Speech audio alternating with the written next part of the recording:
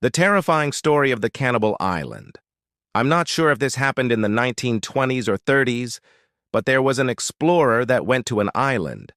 And this island had a population of around 200 people. And this explorer goes to the island, and he notices that the natives are strangely tall and thin. He asks them how they got so big, and they told him it was because they only ate the brains of their enemies. The explorer thought this was just a myth until he saw what they were eating at their feast that night. That's when he realized they weren't kidding. They were actually cannibals.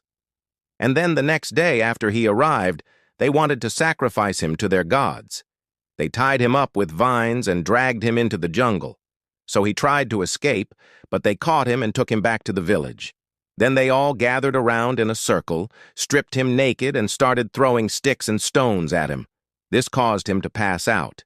But instead of killing him, they carried him back to his hut, undressed him, put some leaves over him, and left him there to sleep. When he woke up, he heard some screaming in the forest. Then one of the women from the village came running over to his house, burst through the door, and told him to get out of there. She said the men had gone crazy and were killing everyone in sight. So he grabbed his gun and ran into the jungle. He could hear people screaming and being chased by these natives. Some of the villagers had completely lost their minds and were going around slaughtering everybody. He shot one of them, but it didn't even seem to bother him. It just kept on running. So our explorer stayed in the jungle for a week, surviving off of coconuts and rainwater. After the 7th day, he finally came across another village and warned them about the cannibal island. Then they helped him sail away from there. And thankfully, he never looked back. But here's the thing. Even though this story is obviously fake, we have proof that cannibalism has existed throughout history. There was an article written back in 1994 and published in the New York Times called Cannibalism Confirmed in Ancient Australian Site. And the article says, quote, anthropologists have discovered clear evidence of cannibalism at one of Australia's oldest known sites, helping to confirm speculation that early inhabitants practiced the ritualistic eating of human flesh. And it goes on to say, quote, it had long been suspected that the Aboriginal Australians practiced some form of cannibalism during the Pleistocene age, which began about 1.6 million years ago. But this is the first evidence found to support the theory. So clearly cannibalism did exist back then. But now let's get back to the video. Next up, we have the zombie island. A few decades ago, there were 2 scientists that were visiting an island.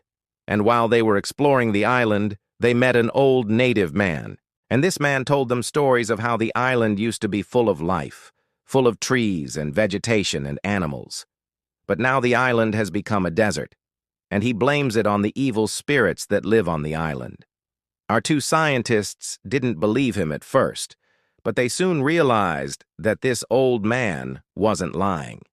The island really was dying, so they decided to stay on the island for a year and document any strange events that occurred. One day, they were walking along the beach when they found some strange footprints in the sand. These prints looked like they were made by some sort of humanoid creature. The scientists collected samples of these footprints and compared them to other primates, but it turned out these footprints didn't match with any of them. Then one day they heard some screams in the jungle and went to investigate, but they couldn't find anything. It was as if whoever was making those sounds had vanished into thin air. Then one day they were collecting more footprint samples when they heard some rocks break in the distance. They followed the sound and found some rock monoliths that had been standing in the jungle for centuries. Somehow, these rocks had been moved and rearranged.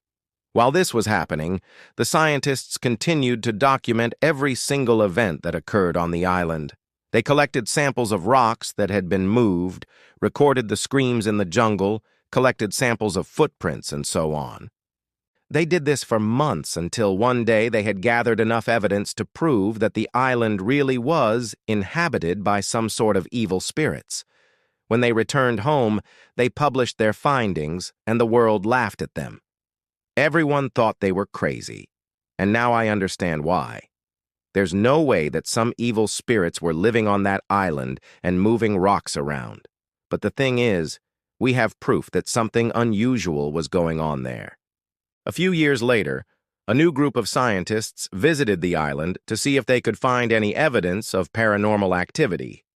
And guess what? They found it.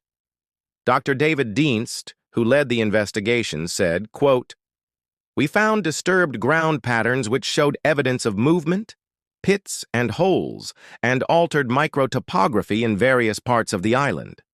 We also found disturbing traces of carnivory and predation, such as gnawed bones and teeth marks on shells. There were also patterns of rock accumulations, rock alignments, and rock structures.